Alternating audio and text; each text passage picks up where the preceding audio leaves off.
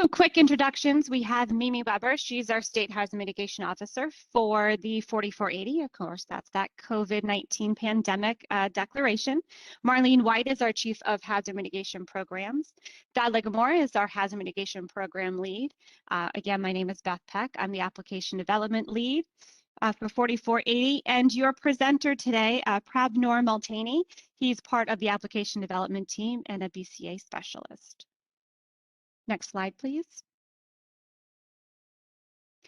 Again, we're breaking down the agenda into those 4 parts, make it a little easier to digest as we go through the BCA. Today's is going to be a focus on those Excel add-ins, starting the analysis, as well as focusing on setting up a generator project within the BCA. Next slide, please.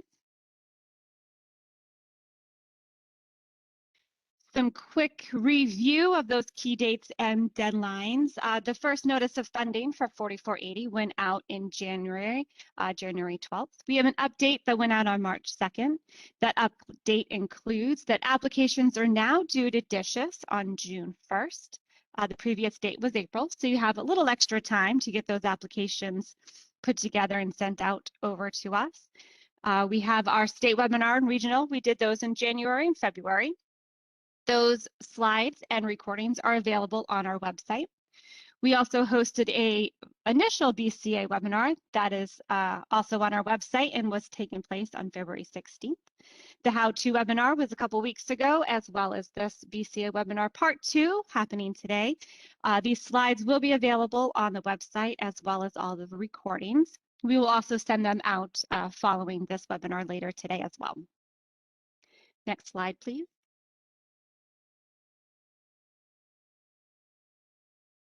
So just again, a reiteration of the Hazard Mitigation Grant Program, Section 404. That's where this program lives in our Stafford Act. The HMGP funding comes after a presidential declaration, such as the COVID-19. And the funding supports those long-term hazard mitigation measures that enhance the state's resiliency, avoid loss of life, increase sustainability, and reduce damages to property. The hazard mitigation's goal is to reduce those long-term risks to people or property from natural hazards and their effect. Again, these slides will be available, but that is our HMA guidance that we use to help formulate all of our eligibility programs. Next slide, please. Again, those applications are due to us by 5 p.m. on June 1st of this year. Those eligible sub-applicants include local governments, Indian tribal governments, who may also apply directly to FEMA as applicants, and certain private nonprofits. Those PMPs need to perform a government-like function. Total funds that are available, we have up to $293 million for projects and up to $22 million for planning. Those priorities set forth in our notice of funding opportunity is to implement those cost-effective mitigation projects, multi-jurisdictional hazard mitigation plans, as well as planning enhancements and planning-related activities. Next slide, please. All right, so I am going to turn over this webinar to Prabnor Multani. He's going to review the BCA with you. Thank you. Go ahead, Prab. Hello, thank you for joining us, everyone. My name is Prabnor Multani, and the first thing I'll be going over is just adding the Excel add-in into your client so that you can access the BCA toolkit. Next slide, please. First thing I'll go over is just some simple concepts. Now, to evaluate proposed hazard mitigation projects prior to funding, FEMA requires a benefit cost analysis, BCA, to validate cost effectiveness. The project's total net benefits divided by its total project cost is called the benefit cost ratio, BCR. Now, if the BCR is 1.0 or greater, the project is considered cost effective. Now, to ensure that the project is cost effective, applicant and sub-applicant must use FEMA approved methodologies and the supplemental guidance for the BCA toolkit, the version 6.0. Next slide, please. Now, the first step is just going to the FEMA.gov website to download the BCA Toolkit Excel template. You can either just Google it, or we will also provide the link in the slides later on. When you click on that link and get onto that website, you scroll down a little bit under Benefit Cost Analysis Toolkit, and the box outlined in red with the little arrow next to it, you will click on that button and that will download the Excel template file for you. Next slide, please.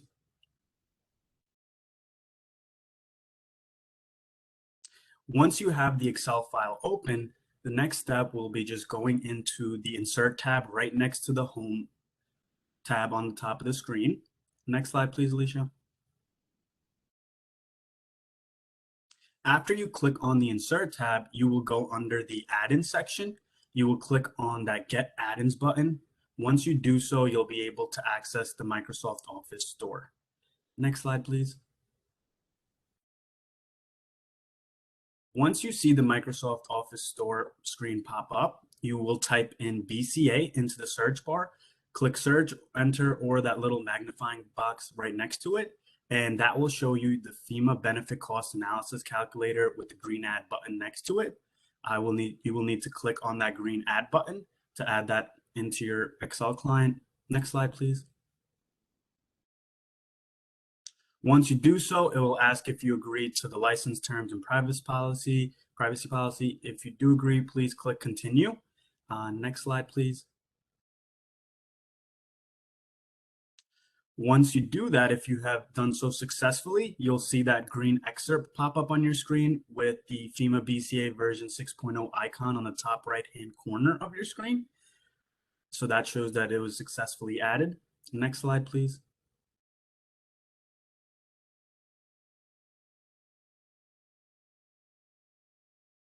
Starting the analysis for the BCA toolkit. Next slide, please. Now, the initial steps, once you do have that Excel add-in into your client, you will go ahead and click on that icon, the FEMA BCA v 6.0. Once you do that, a little screen right below it will pop up, and that will say FEMA BCA calculator. It'll have a blue open calculator button on it. Once you click that, that will launch the BCA software module for you. It'll open up in a new page.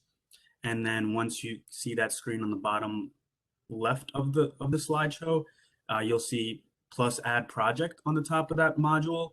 Once you click that, you'll be able to start entering in your project details, project configuration, etc. Next slide, please.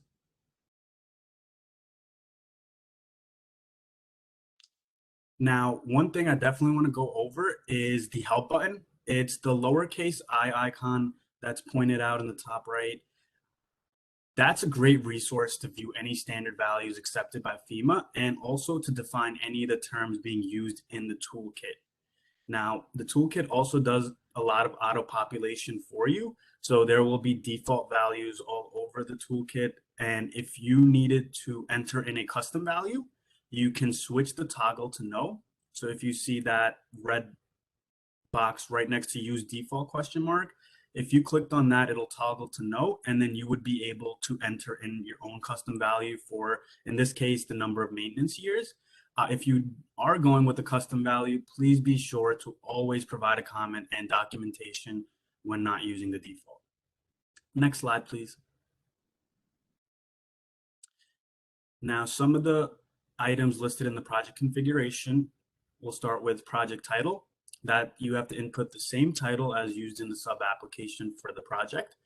Right below that is property location. It is important to use the most accurate project address and or GPS coordinates, latitude/longitude. Property structure type, that's going to be a drop-down selection for critical facility buildings, utility, roads, and bridges, and other. Below that is hazard type. That's going to be a drop-down selection for the primary hazard being mitigated, whether it's a riverine flood, severe storm, etc., hurricane wind. And then below that is a mitigation action type drop-down. Now, this drop-down selection relates best to the proposed scope. So depending on the project, whether it's elevation, acquisition, relocation, you would select that. Next slide, please. Damage and frequency relationship. So now there's 3 relationships you can select: model damages, historical damages, or professional expected damages. Model damages, you will select this option to perform the analysis on the property regardless of past damage history. The BCA results for the selected hazard will be modeled based on the inputs provided. Please note that model damages are not available for generators, unfortunately. Below that, historical damages, you can select this option if historic damages and losses and the dates, years are available. Sources of documentation for historic damages include, but are not limited to, utility power outage report, insurance claims, damage repair records, data from state local agencies, newspaper citing, and FEMA project worksheets. And then for professional expected damages, you can select this option if the scientific data would show how much damage would result if a given event were to occur. Documentation could include engineering reports, technical studies, etc. Documentation must be provided for all damages. So if you do have the engineering reports, technical studies, you can go that route for a generator project. The example that I will be demonstrating later in this webinar, we will be doing historical damages. Next slide, please. Damage frequency assessment. The three inputs for this section is year of analysis conducted. That's just typically the current calendar year, so it would be 2022 currently. Year property was built. That's when the asset being mitigated was built. So it could, whatever the year of the building or bridge was constructed. And then the analysis duration, that's just calculated by subtracting the above inputs. Next slide, please. Setting up a general generator project benefit cost analysis. Next slide, please. Now we'll go chronologically in the beginning. First section is going to be the project configuration section. You enter in your project title, you enter in your project location, you can enter the address or the latitude, longitudes. Next slide, please. Then next up is property structure type. Now, generator projects are eligible for critical facility buildings, so you would select that. And then the next step is where it gets slightly tricky. Now, chronologically, you would think that the next step is selecting the hazard type. But the hazard type that needs to be selected for a generator project can be infrastructure failure, uncategorized. And those hazard types will not be available when you click on the dropdown. And the reason for that is because by default, the BCA toolkit will have model damages selected. And as I mentioned in the earlier slides, model damages are not available for generator projects. So what you would need to do is first click on the correct damage and frequency relationship, which would be historical damages or professional expected damages. In this case, we went with historical damages because we had a lot of historic data available. Next slide, please. Now, once you have historical or professional expected damages selected, now when you go into the hazard type and try to click the correct hazard type, you will be able to see you can select infrastructure failure. We are using that mitigation action in this scenario because it will be mitigating power loss.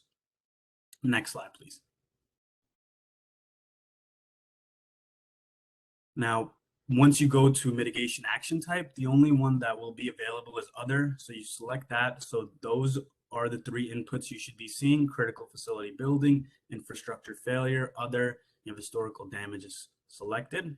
Once that is all good, you can go on to the next section, which will be the cost estimation right below it. So next slide, please. Now for the cost estimation section, the first input will be project useful life. The BCA help content, the little lowercase I button, that lists the standard value for useful life for different mitigation projects. For generators, the standard useful life is 19 years. So once you click that lowercase I button, it will open up the FEMA pull table, project useful life. If you scroll down to generators and miscellaneous equipment, right next to it, you'll see 19 years as the standard value.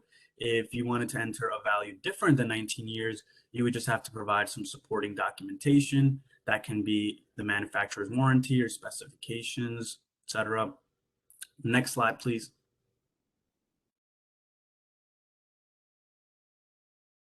So that's what the pull table would look like once you click the lowercase I button. And right next to generators is 19 years. Next slide, please. Next input will be initial project cost. So whatever you input on the sub application, that's what you would be inputting here. Next slide, please. Now the project cost input to the BCA should match the cost estimate in the application. The cost estimate should include, at a minimum, the cost of the generator, the cost of the transfer switch, wiring and installation costs, design engineering costs, permitting, and any project management or administrative costs. And we have an example right there for that. Next slide, please. Number of maintenance years will be auto-populated based on the project useful life. And then right below that, it will ask you to enter in the annual maintenance costs. Now, annual maintenance costs are those costs necessary for the upkeep or repair of mitigation project components so that the project maintains its originally designed and approved level of effectiveness. For a generator project, maintenance costs should include labor costs, any replacement costs such as oil and filters, and costs for a system check. Estimates can be provided by a manufacturer's recommendation, standard cost estimating software, maintenance documentation from a similar generator used in a nearby location, or documentation from a reliable source such as a professional with relevant expertise. Next slide, please.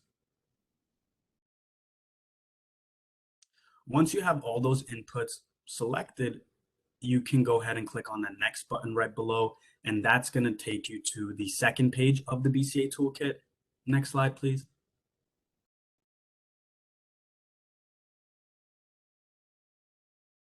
Alicia, next slide, please. Now, this section on the second page, you'll see damage analysis parameters first. The only field you really have to input here is the year the asset being mitigated was built. So for this case, we have 1984. And next slide, please. Right below that will be critical facility properties. So here you will select the critical facility type that you will be putting this generator in, if it's a police station, hospital, fire station, or other.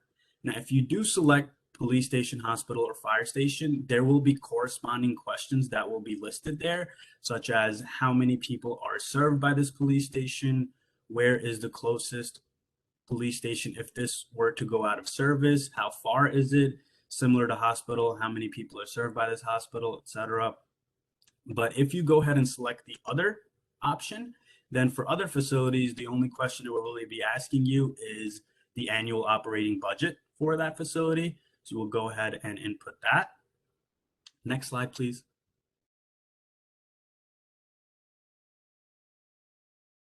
Historical damages before mitigation. Now, for historic damages before mitigation, you will need to enter a row for every damage event. To add rows, click the plus add row button outlined in yellow. Now, for each damage event, enter the year of the event and the loss of function that occurred due to the event. Acceptable documentation for damages before mitigation must show the date the power loss event occurred and the duration of loss of function. If power loss duration is provided in hours or minutes, you can convert that into days and enter it into the BCA. It is also helpful to include the cause of the power loss if known. Next slide, please. Here is an example of an acceptable document that can be used to determine the amount of time a facility experienced a power outage. It's time-stamped and the duration in minutes can be converted into days, and those days can be input into the BCA calculator as impact days. So as you can see on the left-hand side, it's an official letter from Con Edison. It's a power outage report. It states the premise, the address of the location, and when the power went offline and when it came back online and how many minutes it was offline for an entire. Now, the three bottom rows of that table, you see there's three different dates for 2012 for Hurricane Sandy, 5,214 minutes, 60 minutes, 53 minutes. You can add those figures up because they're all in 2012. Convert that into days, and then you would be able to put that in as impact days for 2012. Next slide, please. BCA additional resources. Next slide, please.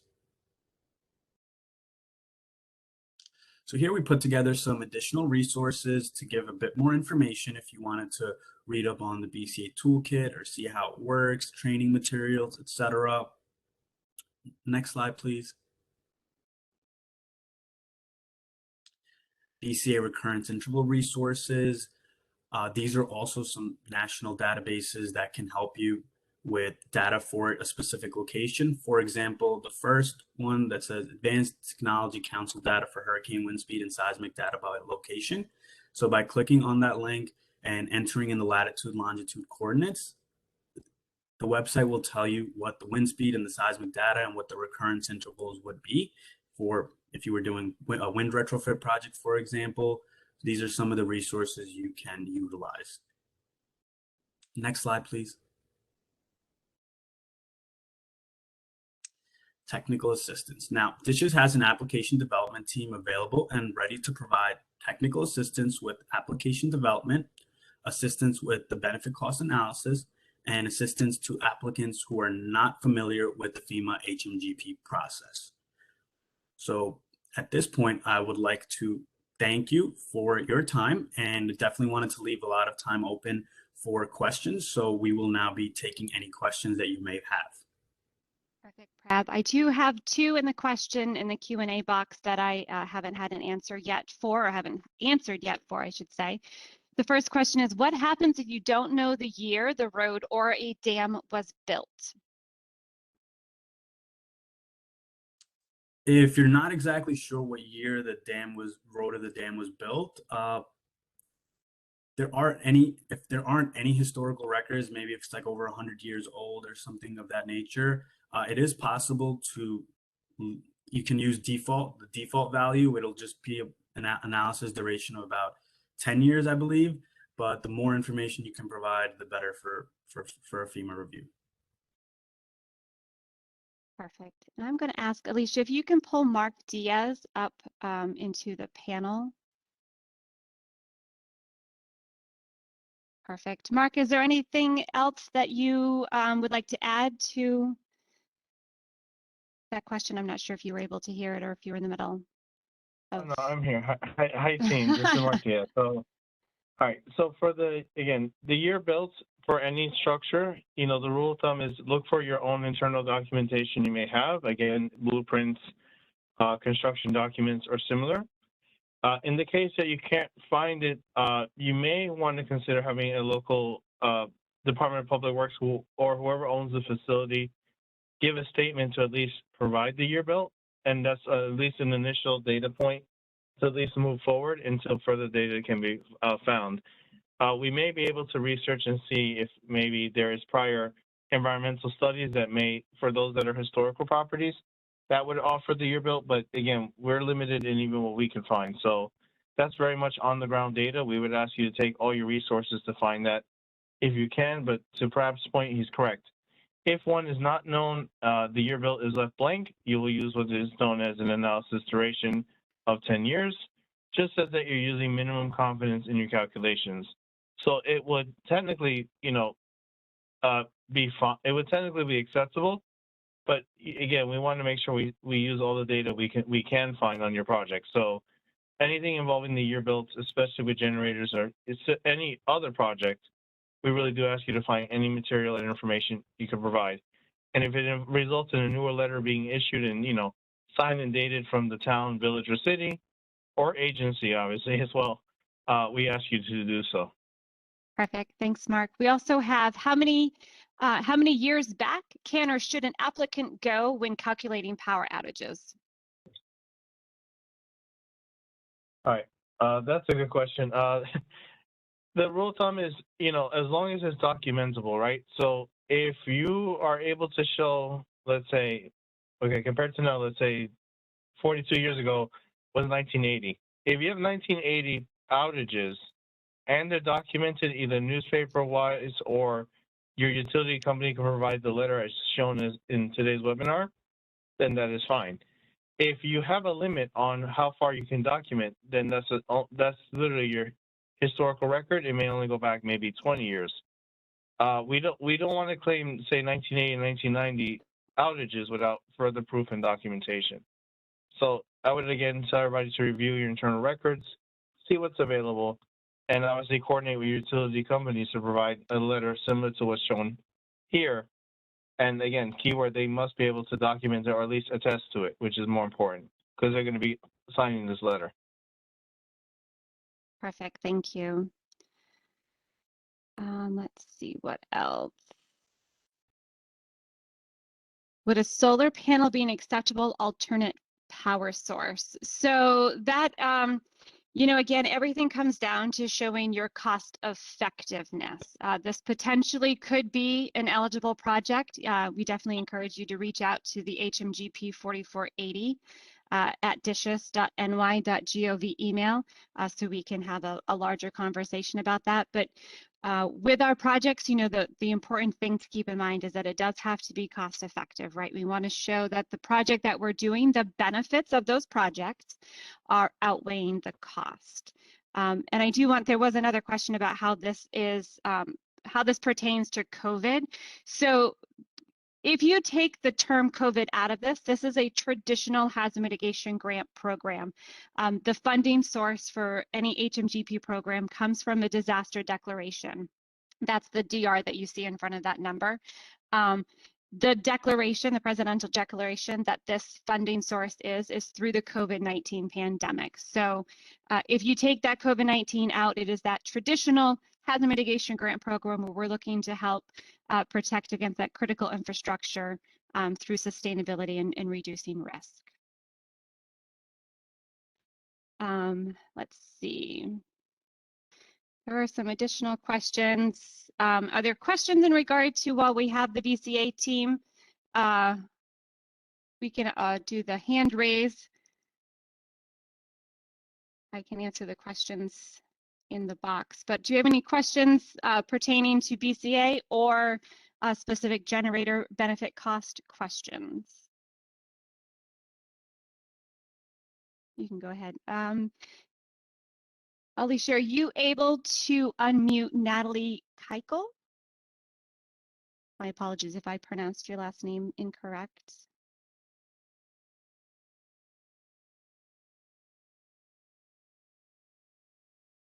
Oh, hi, thank you. Hi. This is Natalie from the City of Kingston. I'm the grants manager. And Hi. Hi, thanks for answering my questions. I just started here a few days ago, actually, and I'm working with somebody else on the application. So I may be asking a question that she already knows the answer to. But one of the questions is, I just watched the previous webinar right before this one, the one that was recorded, and I believe that it was said that project management was not included. We were not able to include that in the budget, but I believe in this webinar, it was just said that we can. So I guess this is more just like an application question. Can we include Sure. So what do you mean by project the management costs? Is that what you're referring to? Well, I guess I'm just asking what would be an acceptable item to include in terms of either project management or grant management or administrative overhead type fee. Hi, Beth. I think I know what happened, and Natalie, please let me know. If it's management costs, it's the application. If it's the maintenance cost, that's the BCA consideration. But that's included for BCA, right? To say that the project needs the upkeep and repair, and that's documented separately. But then there's a management cost included, and I'll have Beth clarifying that. But Natalie, does that make sense so far? There's two costs going on. One is application side and one is BCA side. Yes, so the maintenance cost is included in the BCA, but in terms of the application, we can include a management cost. Usually it's documented separately. It wouldn't be rolled into the quote unquote submitted budget. So say, roughly speaking, your project is worth, I'm going to just ballpark this, say $100,000. That $100,000 should be everything, and the maintenance costs, let's say on that project, is $5,000, that amount is documented and explained separately. Because it'll be documented for the BCA, but it's a separate item altogether. And then it has to have the premise that again, the town, city, or village is willing to take on the maintenance program itself for the project after it's completed. Okay, thank you. And can we go back to slide 33? There was a question I had there.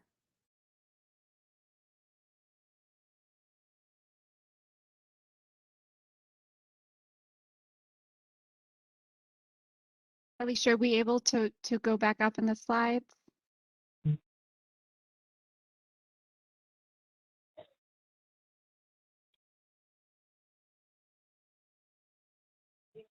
Okay, thank you.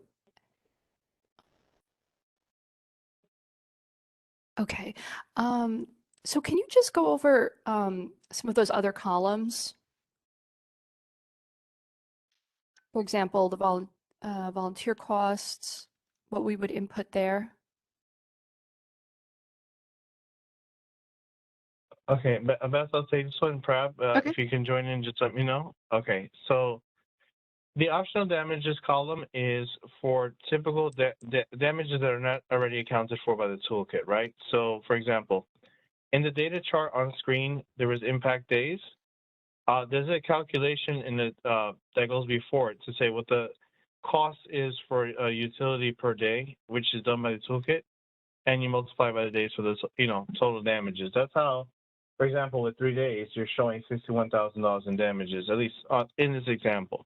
Mm-hmm. Now, if you're to say that because of the generator, additional damages were incurred, literally physical other damages, you can rename category 1 to say, additional repairs or, required, or however, whatever it makes sense in what happened in the event.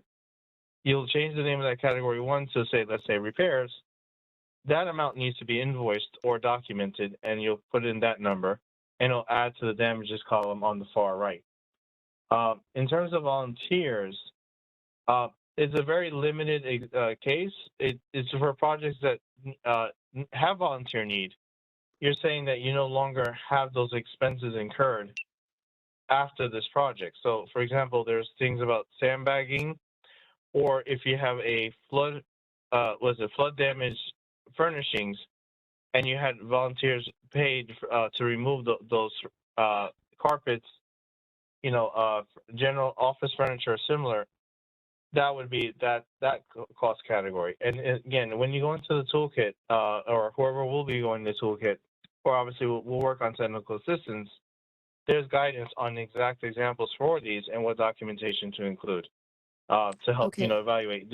Would that apply to us? Great, thank you. And also, absolutely. So team, just for everybody on the call, just always view it as, does this apply to me? And if you need to check that, you use the icon, which Prab mentioned, and a lot of the FEMA guidance is provided at paragraphs at a time to explain what the concept is, and usually the examples included. Now, we know the examples are limited. There's usually only 2 or 3. You may say, well, I don't fit that example. Then definitely provide us that information, and we'll look to see if it should be included or not. And we'll reach out, to our own experts to make sure that this makes sense. And obviously, team, you should, also know the BCA helpline is the other resource other than dishes, because they could have a way in to say, if that would make sense relative to how you want to document it and explain it, but the only trade-off with the helpline, they cannot say it's acceptable, because that lays on dishes side. But at least you want to say, how can we write up this damage? That's a good helpline question, and you want to say that, is this a fair way to account for it? Great, thanks, Mark. We do have another question that I think is a good one for everybody to hear is, if I know that a road washed out 5 times in the past, but only have costs documented for 2, do I show all the BCA or only the ones I have documents for? So I think that's a very good question, because I think a lot of us are probably in similar situations where we know past damages or past occurrences have happened, but we don't necessarily have the documentation for that. Mark or Prab, do you have suggestions on the best practice for that? One thing I would like to say. Would you like to go first? Yeah, I think I'll go first, and then anything I miss, Mark, you can definitely take over that. If you do not have any documentation, I think that we can definitely include it in the narrative, but including it in the BCA, it is necessary to have documentation to prove it. So if you don't have the cost documents necessary, maybe we can cross that with flood events during that time frame. If you have the dates, anything like that that can get provided, we can look up if there were any storms and try to use that as documentation and newspaper sightings, things like that, to show that that's accurate. Anything else you have, Mark? Yeah, Prab gives some good information, right? So if for the two events that are fully documented at, invoice and letter level, great. We go forward with those. For the three that are, occurred, but you don't have enough information yet, use newspaper clippings. Or if you want to say there's a trend, right? But you have to be careful using statistics here. You could say if, the event caused for one day $20,000 of damage, and we just noticed the next event for 2 days cost $40,000 of damage, you could follow that trend, but we just have to be very careful doing that, because at the end of time, you really have to have all 5 events documented. So you could do a statistical argument to say, well, on average, 1 day of impact from each of these events is worth this much money, and then what the actual impact days are from the other sources, we can correlate the two, but then the trade-off is a statistical argument. That may work to get us at least closer to figure out where your BCA is and if it's still cost-effective. But for FEMA's sake, we want to always say that we documented every input, and that's something to really consider. That if you do 2 events, it still might provide a cost-effective project, but we always encourage more events, whenever possible and whenever relevant. But just, we'll work through again what you provide, and we may be able to fill in the gap. But to everybody's sake, that question I would also pose, if you can, to the BCA helpline and see how they would take that. But it's tough because we always take the assumption that everything is being documented as much as possible. Right. Perfect. Thanks, Mark. Another question. We have some great questions coming in. If we had to close during a power outage, can we include the cost of staff during that time as damages? I would assume that would fall sort of under a loss of function type aspect. I would assume, Mark or Prab, are you able to utilize loss of staff time there towards a BCA? All right, Prab, would you like to go first or me on this one? Yeah, I'll go first and you can add on. I mean, in terms of that, I think it goes case by case. I personally have not seen that being input in a generator project previously, but depending on what the facility is and the context to that project, I think that would definitely help the case, but I haven't seen it personally. Right, and to add to Prav's point, if we could find that it is basically, it fits within the project, right? Only in that particular case, again, it's always case by case, we could tabulate the loss of function value per year and add that to the optional damages column. But again, only if it applies and only if it makes sense by the project context. Otherwise, we wouldn't really know. And we don't want to apply it just to all generators because it will vary. Usually it's not, because generators are more physically based, and loss of function comes from other utility projects more often, and that's why when you do generators, you view the electrical service, and that is your loss of function. That's why the impact days are being tracked, because they're saying what the value of the utility loss is. Now, if it's for the staffing, it has to make sense relative to absolute the absolute requirement of staff to keep the function going for that building or facility. So we'll look into hopefully a narrative for that, and we can evaluate it and say, yes, this would work. And then we can do, you can have the calculation showing what the associated loss of function is by staff hours and rates and costs. Perfect, thank you. We also have a question about how do you calculate damages on such as a road closure? Is it just the repair costs, or is it non-tangible cost of not being able to use the road? Probably I'll go first and then Mark can add on. For a road closure, I mean, it's the toolkit's going to ask you specific questions for that. For example, it'll ask you what the average traffic data is for that road, how many trips are being made, if that road was closed, what would the detour route be, how many additional miles it would take, how many additional minutes it would take. So the BCA toolkit will calculate all of that into the benefits of it. So if you had that, that's helpful. Also, if you did have a road closure and you had to, let's say, hire additional staff to monitor the traffic, and if you have those documents, those can be some additional costs that we can incorporate for a road closure project, anything of that nature. And anything else you'd like to add to that, Mark? No, Prab, you got it right on the nail. That's exactly it, team. So, yeah, and the other thing we ask is when you have road projects and that you are sure of your, we would say the standard route, which is the everyday, versus the detour, which is obviously the storm event did not let people use the usual road. They are taking their alternate. We always ask that you can provide a map, whether it be Google Maps, Google Earth, to show those two routes relative to each other on a map. So that way we know and can confirm that, let's say, you know, the detour adds 0.5 miles to the entire trip plus 10 minutes of additional time, as an example, so we can verify it. Because again, we're always going by context. We do not live in your towns and villages, so we want to make sure that if we're mapping this benefit, it has to be as accurate as possible. We do not want to have a shortfall there. Detour benefits add up very well for projects. It's not a guarantee for a pass, but it does add up very well as long as you have it properly documented. Okay, and then there's a follow-up question on that as well. If you're a highway department and you repaired the road with your own crew, how do you calculate and document the damage?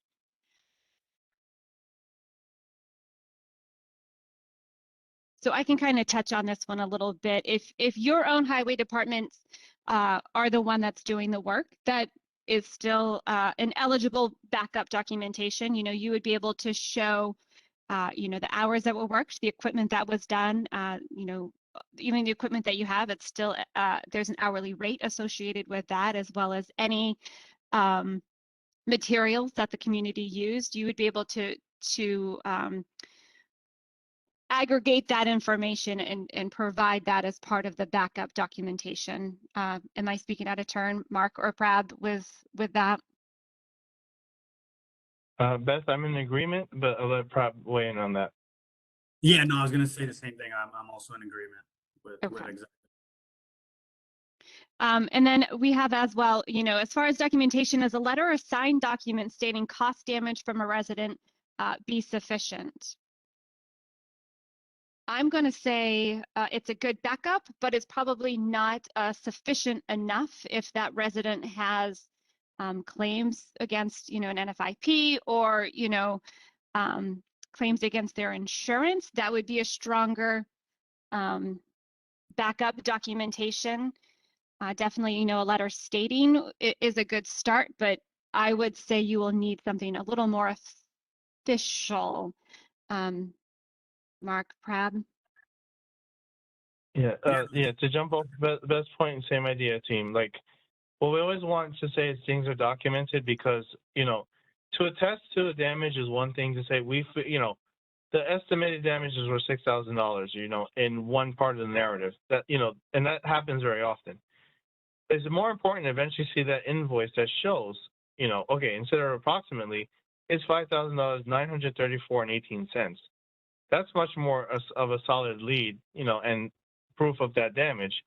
But in the case that you can't get to the invoice for repair and damages on site, then maybe the homeowner could literally state to some point that they may be issued a check to pay for those repairs, and then they provide a top cover letter saying, yeah, we had damages on this date, and we paid, you know, so-and-so vendor for repairing the, you know, the damages in the basement due to the incoming water, and they can basically be your documentation, and obviously the check issue shows they paid a vendor for the actual work. Now, the only thing you would have to know is if the vendor is available for further questions, if it were to go from FEMA, to say, well, did this work actually happen? And this can lead to the same question of, can the vendor provide the invoice? So it's a balance. You have to know that what you have on site, what do you know, and what can be documented. If it falls short, letters of attestation, which is what this all fits into, are a nice way to fill the gap, but it's only filling the gap. There is going to eventually be further questions, especially if the project moves forward to FEMA's review, they're going to ask the same questions. So we're trying to get ahead of that by having all your teams figure that out early. Like, do I have this, and can I have it documented now? Great, thank you. This is another great question, and we haven't really touched on it, so thank you for bringing this up. It's about the pre-calculated analysis for the hospital generators. Do hospitals need to complete the BCA for a generator project? I think this is a good question to kind of clarify the fuzziness about pre-calculated benefits with hospitals. All right, so I'll go first, and I'll have Prab clarify if we need. So the hospital generators pre-calculated benefits is one of the newer guidances issued by FEMA. For everybody's sake, this will be our first cycle as 4480 to use it, implement it, and work it through.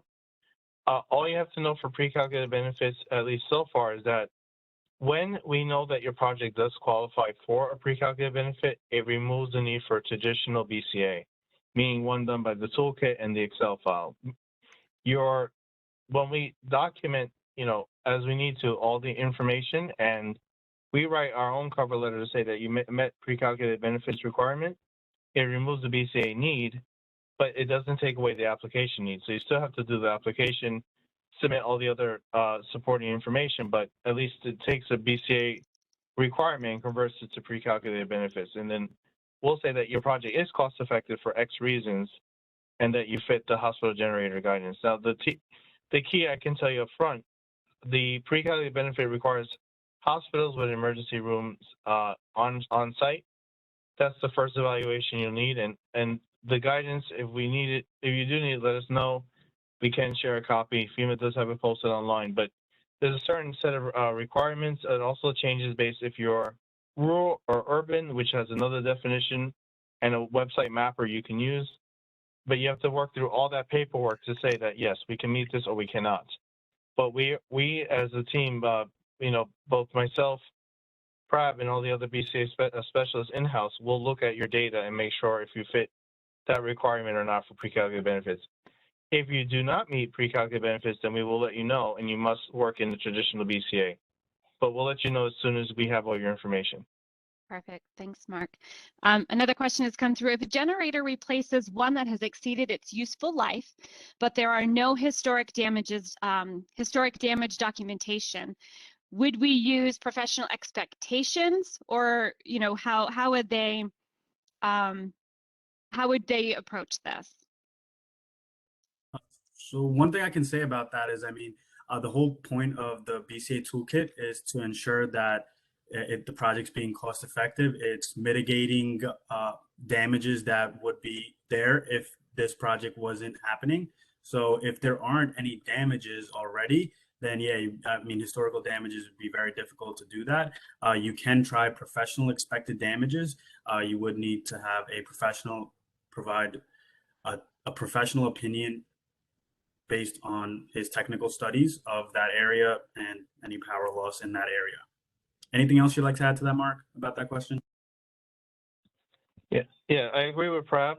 Team, for the BCA in general, it's always about damages that were usually incurred, which is why we always lean towards historical damages.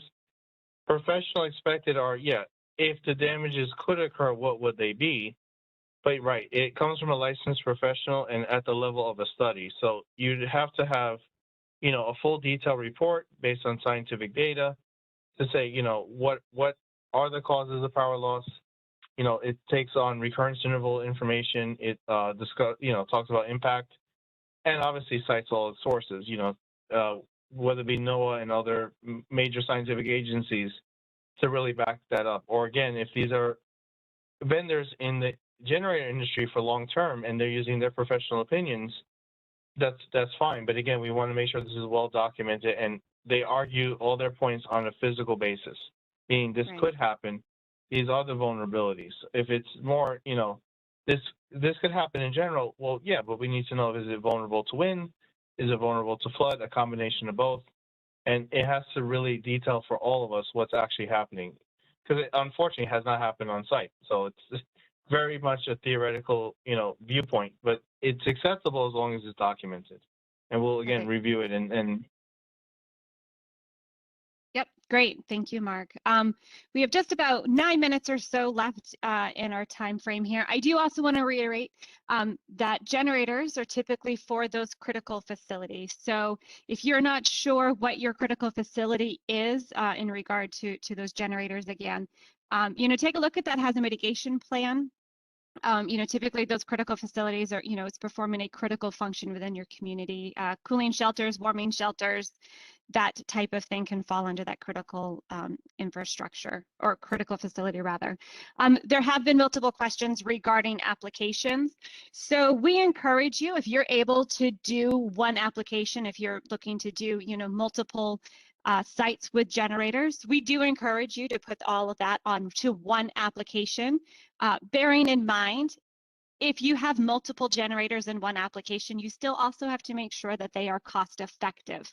So sometimes it is more cost effective to separate them. So that's something, sometimes we have to play around a little bit, both on the BCA side to see which is better for the cost effectiveness aspect of that. But definitely, we encourage you. We don't want you to do more work than you have to. If you're looking to do, 2 or more generators, if you're able to put that on one application and complete one benefit cost analysis and it shows that it's cost effective, we strongly encourage that. If you have to separate it to meet that benefit cost analysis, we'll work with you on that one as well. Let's see. We have one question that came in. How do you calculate the expected damages after mitigation for a culvert roadway project? I would assume this is, if you are mitigating to a 100-year flood, your anticipated damages would be what a 50-year flood would do. Is that correct, Mark? Yes. So, but to add to Beth's point, there's one methodology that can be used if you're unsure of your initial expected damages, which is this. If you know your level of protection, right, after mitigation, which is known as the design level of protection. So if your culvert will work towards a 100-year storm, in the toolkit, your damages after mitigation will have a 100-year recurrence interval. Now, the damages after would be equal to the damages before. So if you have 2 events worth of damages, say $10,000 and $40,000, you would take that sum, $50,000, and place it in the after mitigation column. The logic on that is, if the project were to completely fail, only theoretically, just saying that it can be exceeded, the only time you don't have residual risk is an acquisition, then you would take in all the damages from before mitigation. We don't wish bad on your project, but for the calculation's sake, you're only stating that there's residual risk present, because culverts, flood walls, even generators have residual risk. They're not perfect. There will always be a storm level that is expected to cause some damages. Obviously, the mitigation reduces it, but is not absolutely perfect. So, just make sure that for all project types, apart from acquisition, there will always be a damage after mitigation, not only number, but a recurrence interval to consider.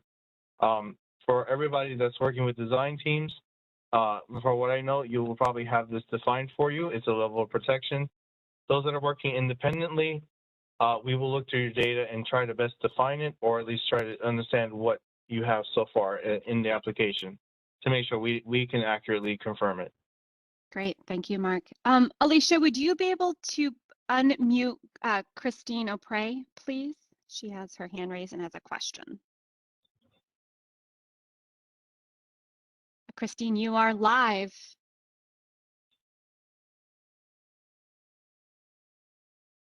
Christine, are you there?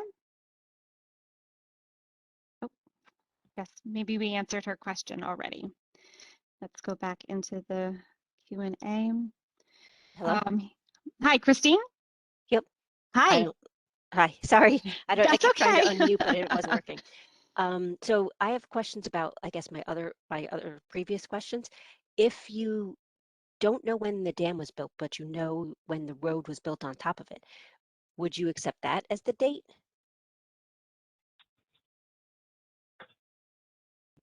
You want to take That's this? a great point, Christine. I would say that if they're relatively, if you know them to be the same date by some other internal reference, right? I don't know them to Then be you the could same say the date. dam and road were established on the same date or within 5 years of each other. I wouldn't say I So, can would know accept so that. she's that not if, sure. What she's saying is they only know the date of the road, not oh, date of the necessarily the road. date of the bridge. The dam was built by someone Yeah, else dam, sorry. previous to the county obtaining the property. And I don't know when it was built, and the entity that built it is long since gone.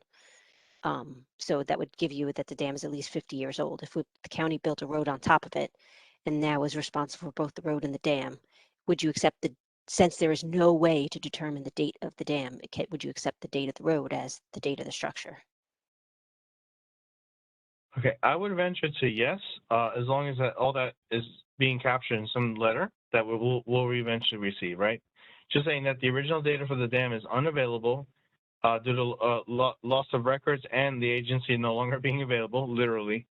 And again, now the road and dam structures are incorporated, and now we use the roads year built going forward, and that's fine as long as that all that is captured, from the back end, like, because again, we want to avoid the question is, can you get the dams year built? No, it's literally not possible now because of all the data loss, unfortunately, at this time. So we just want to say that yes, we use the road in lieu of the dam year built.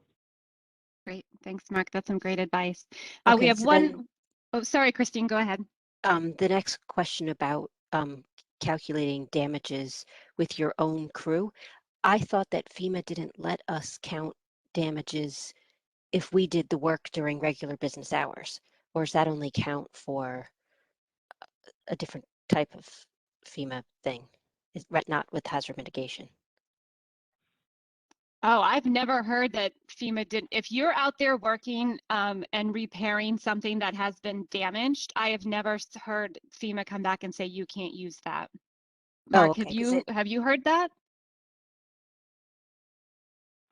But this is Mark. I can't say I have. I know that when we do reimbursements, at least for ourselves, we specify that as force account labor because that's on, Right. that's using teams on the ground to, as basically expenditures again for the repair. But I think they're trying to say is like what is normal operation versus what is a emergency task. That seems to come from the other side, maybe the public assistance view, but I can't speak on that specifically. Yeah. I mean, that would make sense. If this is just a normal day-to-day routine work that they do, I can understand why they would say you wouldn't be able to do that. But if it's something that you're going out to, constantly repair or fix or take care of a situation, utilizing the community's equipment during an event or something like that, even if it is during normal business hours, if you are responding to a situation, I've never seen that or heard that be an issue, but that's definitely something that we can, reach out and get some follow-up on.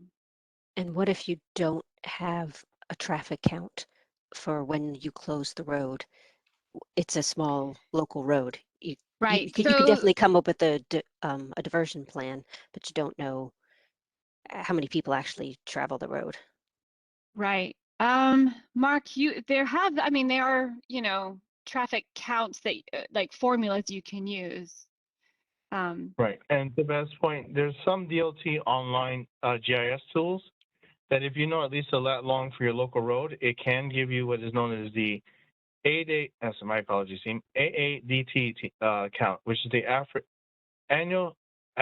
average annual daily traffic count. The problem is with the GIS tool, it may not count every road. I'll be very honest, tools are limited. They are just developed by our New York State DOT counterparts, but it's at least a start point.